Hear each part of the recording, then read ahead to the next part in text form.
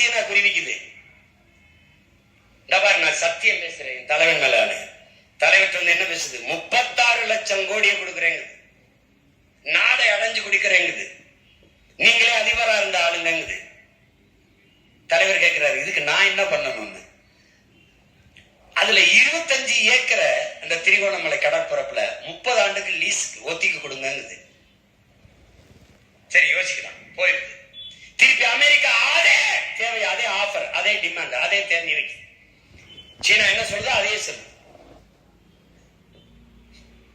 அதிபராக்கிறோம், உங்களுக்கு விடுதலை பெற்றுக் கொடுத்துறோம், நீங்க ஆளுங்க, எங்களுக்கு அந்த கடற்பரப்பு மட்டும் கொடுங்க. சரி, தலைவர் அனுப்பிடு. திருப்பி முக்கியமான தளபதிகளை கூப்பிட்டு உட்கார்ந்து பேசுறது. என்ன செய்யலாம்? சில தளபதிகள் சீன தயவுல நம்ம நாடு அடைஞ்சுக்கலாம், பக்கத்தில் இருக்க நாடு. சில தளபதிகள் சீனா பக்கத்திற்கு அடிக்கடி மூக்க நீட்டும், அமெரிக்கா பெரிய நாடு, அது தயவுல அடைஞ்சுக்கலாம்.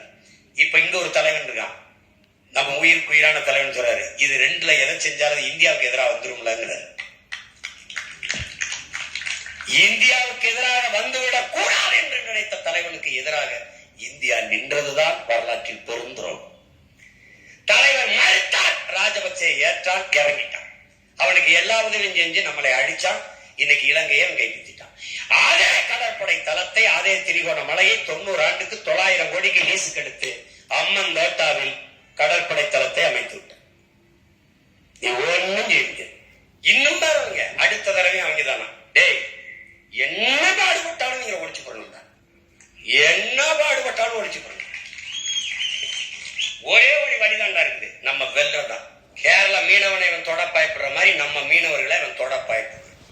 என்ன பண்ணுவேன் சீமான்? நெய்தல் படை கட்டணும்னா இவர் என் தம்பியோட சொன்னா, அதிபரா இவர் எப்படி பண்ணுவாரு என்று ஸ்டாலின் போலீஸுக்கு ஆள் எடுக்கிறாரு. அப்படி அதிபரா அவர் எப்படி எடுக்கிறாரு?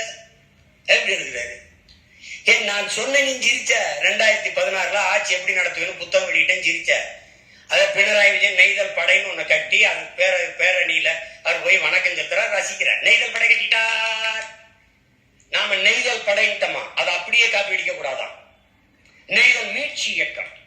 நெய்தல் மீட்சினா யார்கிட்ட அடமானம் இருக்கு? நகை அடமானம் வைக்கிறோம், மீட்கணும். யார்கிட்ட இருக்கு? நீங்க தான் அடமானம் வச்சா வைக்க போயில, நீங்க தான். யார்கிட்ட? நம்ம தான் ரொம்ப சொன்னா பரவாயில்ல, மீட்க முடியாது. இவங்க மீட்சி இயக்கம் எங்கப்பா? நம்ம சொல்லணும், அது மக்கள் அதை ஆதரிக்கிறாங்க, அதனால அதுக்கு ஒரு வார்த்தை. இப்பதான் முதியோரை பாக்குறாங்க, அன்பு சோலை என்று முதியோர் காப்பகம். இவனால முதியோர்களே இல்ல. திடீர்னு தூக்கத்துல இருந்து எந்திரிச்சு பேசுவாங்க, சாரி வாரி கணக்கு எடுக்க வேண்டும். ஆமா, எடுக்க வேண்டும். நீதான் எடுக்கணும்.